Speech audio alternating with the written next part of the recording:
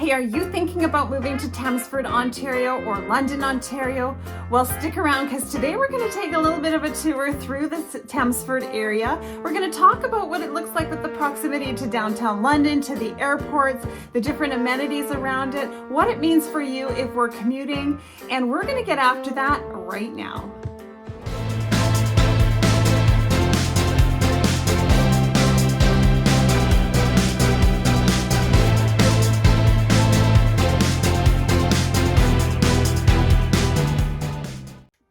Hey, welcome back to my channel. If this is your first time here, well, welcome. If you want to know everything there is to know about London, Ontario, and the Thamesford area, well, you'll want to subscribe to the channel and click the bell icon for notifications so you will be the first to know about the current market right here in London.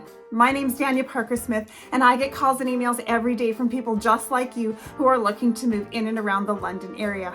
As a realtor, there's nothing I love more than helping people find a new home. So it doesn't matter if you're moving in 3 weeks or 3 months, give me a call, shoot me a text, send me an email, and me and my team can get you started on a smooth relocation to the London area.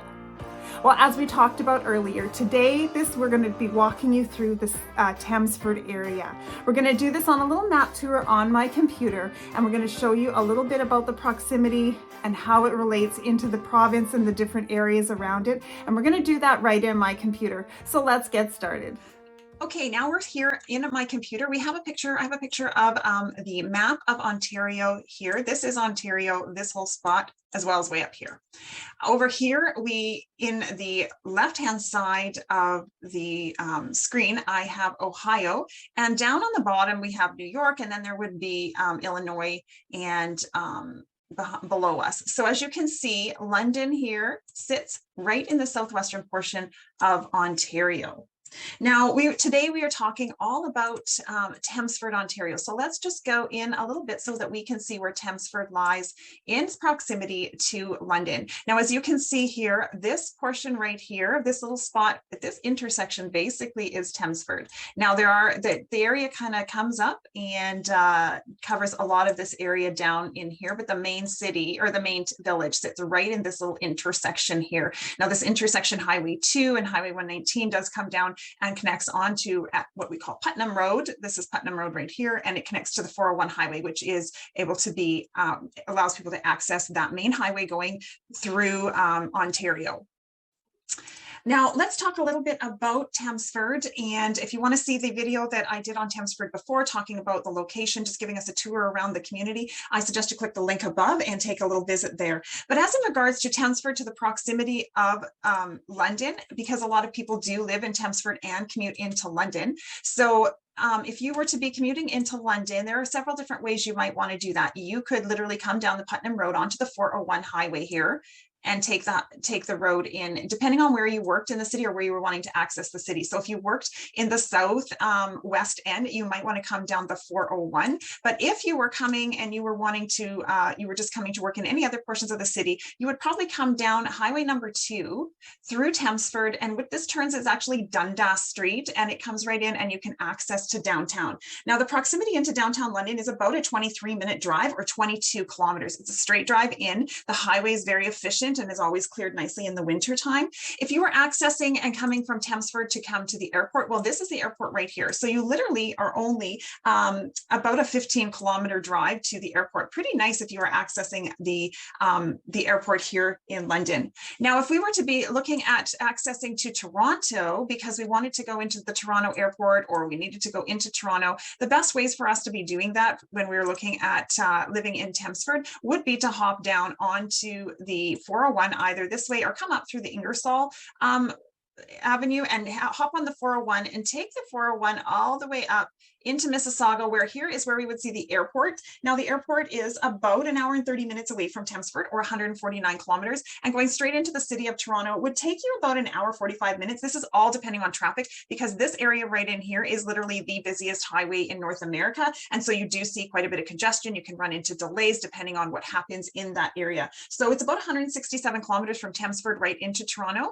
And so you always want to make sure that you're planning for traffic delays, a stop. You know, sometimes depending on the time of day you're going on, if it is commuting in there. So say if you live in Thamesford and you work in Toronto, you are going to want to make sure you leave yourself plenty of time to go in. Some people that live in Toronto or work in Toronto and live in the Thamesford or other locations out here in the Southwest actually have accommodations that they stay at through the week and take the road in one way, like at the beginning of the week, and then come home at the end of the week. So that's some way that people do commute into the city. Now, also we always have people who want to access the United States. We're so close to the United States. And so I wanted to just point this out to you, is that as you want to go and check out the United States, or maybe you're accessing for shopping, you'll still want to jump on to the 401 highway. And then you can take the 401 down through past London, through Ridgetown, and down into Detroit. So the Detroit-Windsor border crossing is about 2 hours and 15 minutes. Now, getting through the border is obviously going to depend on the amount of traffic that is there at the time. The one thing you do want to note, that the Ambassador Bridge, though, that Detroit has is for transportation trucks and for shipping goods. And there's a bridge that goes underneath the river, and it takes you through from Windsor over to Detroit, and that is for passenger vehicles. And that, like I said, is about 2 hours, 15 minutes, or 215 kilometers.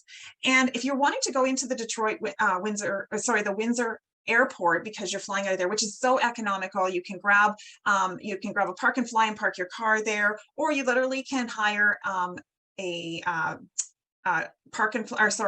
airporter, or what we have here, a company called the Robert Q, that you can pay for a trip each way. It's about $60 to $80, I think, each way, but for Detroit and maybe to Toronto as well. So you don't have to park your vehicles, but it's going to take you over 2.5 hours, about 2 hours and 35 minutes, 2 hours and 40 minutes to get to the airport. And like I say, depending on the traffic at the border.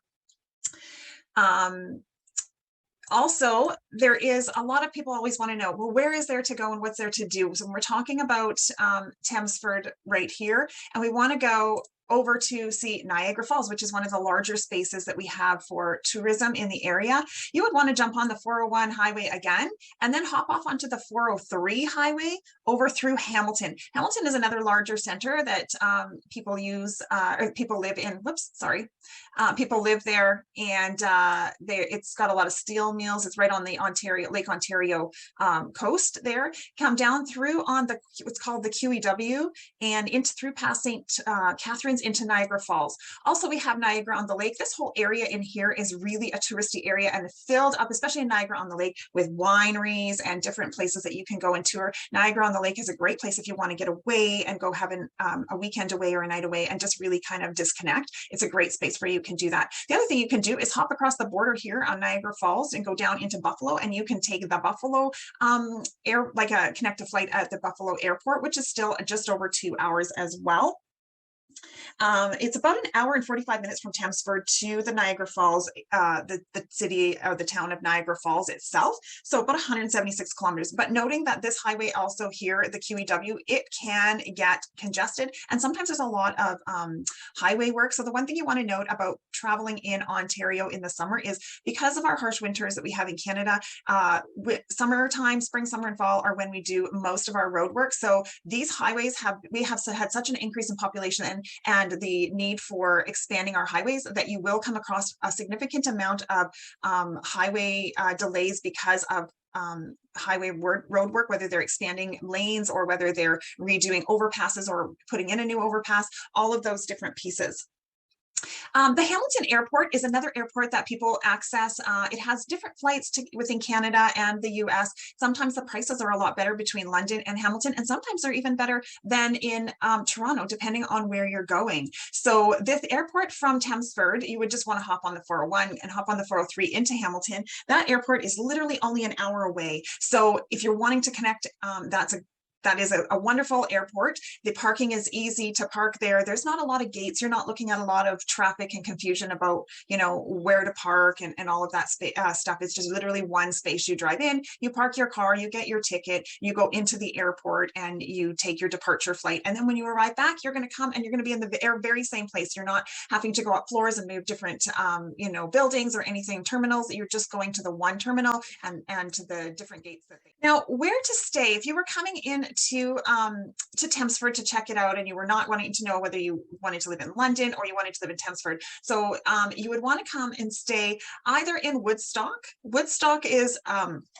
about a 15-20 minute drive from Thamesford, and most of the hotels that you would have in Woodstock, you can come up Dundas Road, but most of them are going to lie straight on here because the 401 is the space where people are driving through, and the 401 doesn't go into Woodstock. It bypasses, just like it bypasses London, and most of your hotels are going to be around this area of the city.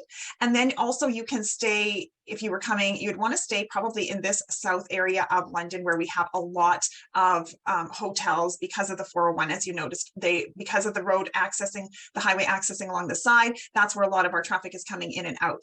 Now, if you were flying into the London airport, there is some hotels, or there's one here. This is the airport, and so you're going to see right here, there's a hotel in this area, and there are hotels in the downtown core. So if you're wanting to know a little bit more about downtown, say that that's where you're going to be working or different things, you may want to stay down there, larger convention centers and bigger chain hotels that you can stay at, have restaurants attached to them. There's a lot of restaurants in all of these different areas based on the fact that people are traveling, so you can get a variety of food, whether it's just a quick stop at a fast food restaurant, Tim Hortons, coffee at the gas station, or it's a more of a sit down meal. You'll be able to find a lot of those in here. Even some finer dining. We have a keg down there, and some sushi restaurants, steakhouses, different things all in this area down there.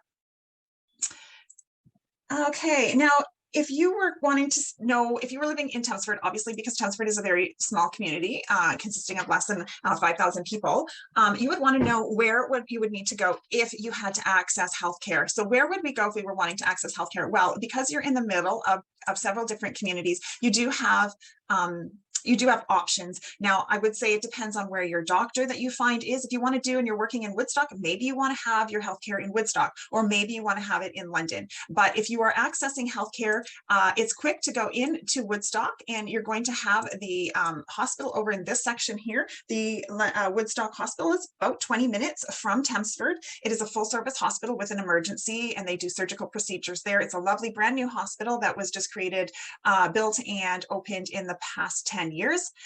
We also have right in Woodstock, or in London, you have Victoria Hospital, which is right on Commissioners and Wellington Road.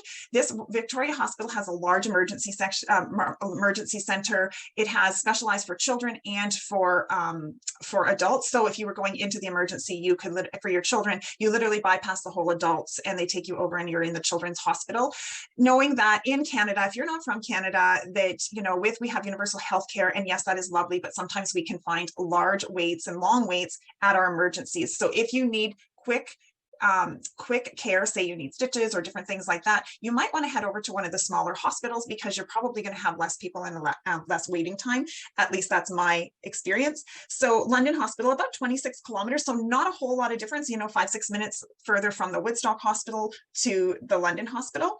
The other hospital that is around that is a smaller hospital is in Ingersoll. So Ingersoll is a small community that's just kind of adjacent, just off the 401. Right here, just off the 401 as well. And it has a small hospital called the Alexander Hospital. Now, the Alexander Hospital is really a great hospital if you are elderly or you have some complications due to aging, that they really cater to that there. And but they do have a full service emergency care, so you can go and access care at the Alexandra Hospital. Now, let's just talk a little bit about commuting in the area. So we did talk about how to get into the city, but where are the traffic pain points and what do they look like from Thamesford?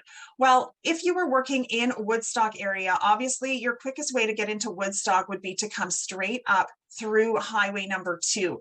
Now, I have to tell you, this traffic is probably a little different if you're used to coming from a city, because probably the biggest hurdle you're going to find, because this is farming around here, is farm vehicles. So sometimes you'd be driving, and depending on the time of the year, whether it's harvest or they're seeding things, you can be slowed, like you can have the traffic be slowed right down because there's a large tractor. I mean, we're talking large tractors that sometimes a small, say a mini car could go right underneath them. They're very large because the farmers' fields are straight off of the sides of the highway. If you're coming into London, you want to come straight in this way, the same type of vehicles, but you will have more traffic because more people are coming into London, say in the mornings, and they're coming west on highway number 2. So you will have more traffic. And as you get closer into London, Dundas Street can become a little more congested. And so you'll want to note that. And depending on where you work in the city, you'll want to know how that traffic flows. So Dundas Street, Huron Street, Oxford Street, all these streets that run from east to west in the city. So Dundas Street, we have Oxford Street, and we have Huron Street over here. These all run through the city, and these are the ones that people usually channel through to the downtown. But most people who are working in the downtown core would probably find it easiest to come down Dundas or down Oxford Street. So if you were living in this, if you were coming from Thamesford to work in downtown, obviously going west in the morning would be higher traffic, and coming out east in the afternoon. I myself always experience that morning traffic flows better than afternoon traffic, depending. Now, one thing you do want to note here, this traffic, this intersection, I'm just going to pull this around here, this intersection of Dundas and Highbury, I have found in my experience can be a little bit of a problem because there is a lot of fender benders or traffic accidents that can happen in that section. People it's kind of on a hill, and people are kind of rushed in the morning, and they might not be looking, run a yellow light. So you do want to be careful on some of those intersections. That's probably the one on that commute that is the highest that I find. If you're working in Thamesford and you are working down in the south, you might want to hop on the 401 and come right down and take any of the exits off onto Highbury, take them off onto Exeter Road, Warncliffe Road, any of the places, depending on where you're working. But if you were working in the north, you would definitely want to come down through Dundas Road and then take either Veterans or come down to Highbury and take Highbury over to the north end of the city. The other one you can take is Clark Road, which comes over here, and Clark Road goes north-south and ends over at Hamilton Road right here. So goes this way, and it can take you right out of the city. But these are the roads that you would take. Clark it moves pretty good in the morning times. Afternoon can get a little bit clogged up, but if there's any sort of delays on Veterans Memorial or the 401, depending when it gets off, it can get quite busy. And Highbury, obviously, being that it is a 4 to 5 or 6 lane road, you do want to make sure that you understand that traffic can get pretty heavy during those times of the day, morning, going to work and coming home. And also to note that when you're coming in off of Highbury, this is 90 kilometers an hour speed limit here, and coming into the city, you do want to make sure that you slow right down, because police officers often in radar are looking in these areas to make sure that people are not speeding through there. Okay, now that we've talked a lot about that, let's just talk a little bit about the average home prices in Thamesford. Now, Thamesford is a smaller community, and it doesn't see a lot of action in this area. People tend to stay here when they move. They don't move homes very often. And so depending on the type of home that you're buying. So there is a lot of new builds that are in the Thamesford area. Up over here, you'll see this area. This is a lot of newer builds. And so when we see resales or sales up in this area of new builds and maybe homes that are just a few years old, we do have an impact to the average price for homes. So in the last 30 days, so today is March 2nd, 2022. So for February, the last 30 days, we saw a lot of newer builds and newer homes being sold. And so the average price was actually up quite a bit at $993,000. And that, like I said, is influenced dramatically by the type of home that's being sold. But when we take that out and we average it out over the last 6 months, where we may have had homes that are older being sold in the area, it actually, the average price over the last 6 months was $709,000. And so that gives a representation that there were mixed types of homes. So older homes, homes that might be 100 years old, some that might be 50, 60, 30 years old, and then the newer homes as well. Now, why do we want to know this? And how does that impact us? Well, knowing that a newer home sits about the same price in Thamesford as it does in London, maybe about $50,000 to $60,000 less. But in the average home in London is sitting at, for the last February 2022, is sitting at $823,000, just under $824,000 for the city of London. Now, obviously, we do talk about this in my other video, which I will link above. We can talk about what the average prices home in the different areas of the average prices for homes are in the different areas of the city, whether it be in the north end, the south end, or in the east end.